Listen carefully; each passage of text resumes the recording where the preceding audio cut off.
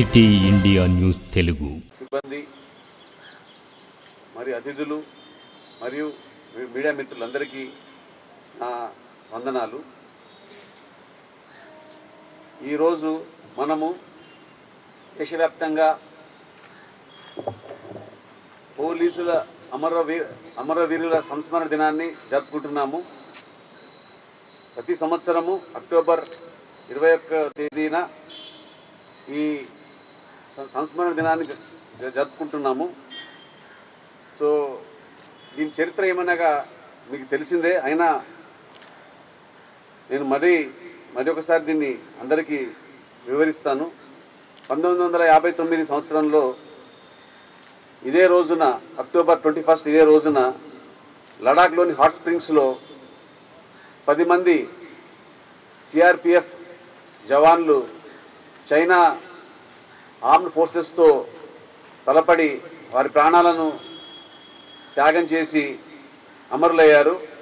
So దీన్ని వారి త్యాగానికి వారి ధైర్యానికి భారతదేశ పోలీస్ చరిత్రలో ఇది గుర్తుగా మనందరికీ స్ఫూర్తిగా ఈ దినాన్ని పోలీస్ సంస్మరణ దినంగా జరుపుకోవడం ప్రతి సంవత్సరం చేస్తూ ఉన్నాము.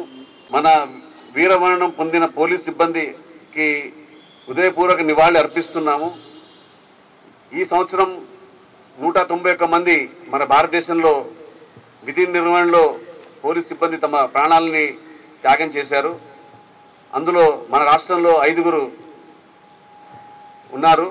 సో వారందరికీ వారి ఆత్మకు శాంతి కలగాలని, వారి కుటుంబాలకు భగవంతుడు ధైర్యం ఇచ్చి వారిని దేవుడి దయతో వాళ్ళ ముందుకి కుటుంబాలు ధైర్యంగా ముందుకెళ్ళాలని చెప్పి నేను ఈ వేదిక మీద నుంచి నేను నా ప్రేయర్స్ నేను తెలియజేస్తున్నాను.